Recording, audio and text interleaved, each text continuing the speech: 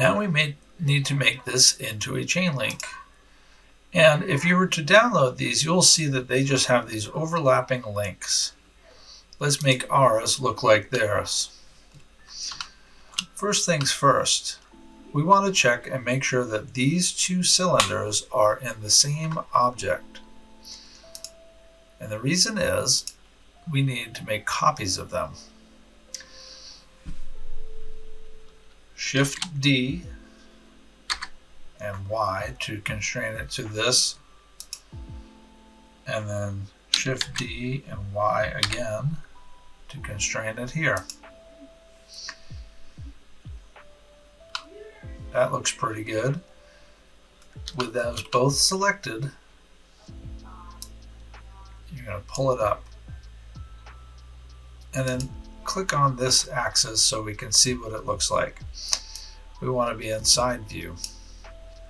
Let's rotate this about 45 degrees.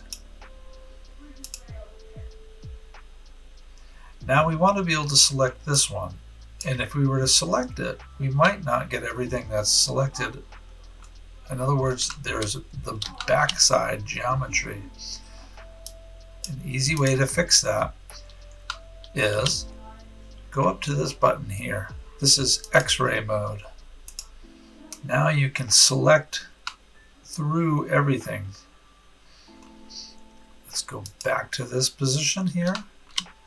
Bring this one up.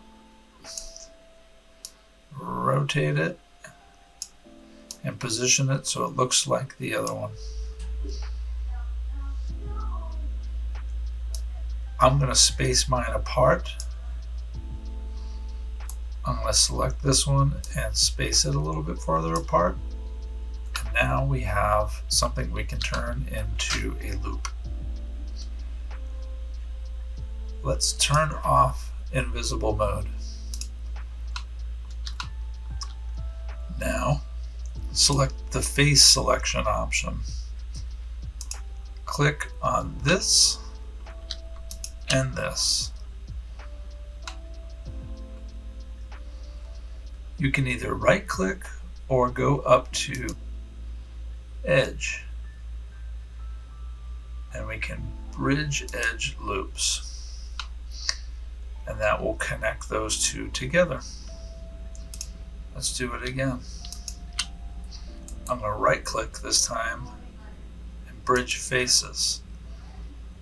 That should be okay as well. If you have any problems, click this little thing here and make sure it says open loop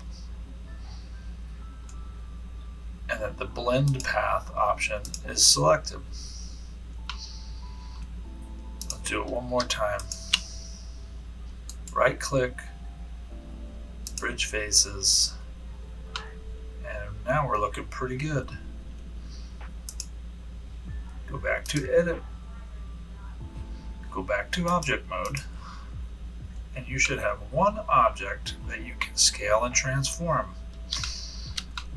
Last thing we'll do is scale it. So put your mouse over here, type S, and make it smaller.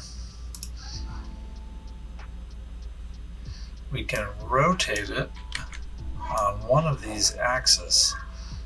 Let's choose Y and make it -90.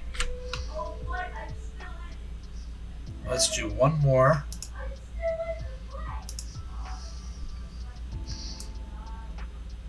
And we're going to turn that .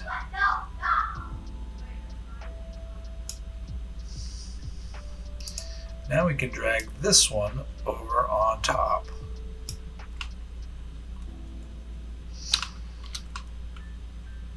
You'll see I need to slowly reposition my camera and my view, and sometimes I'll even need to scale it a little bit by typing S and then letting go.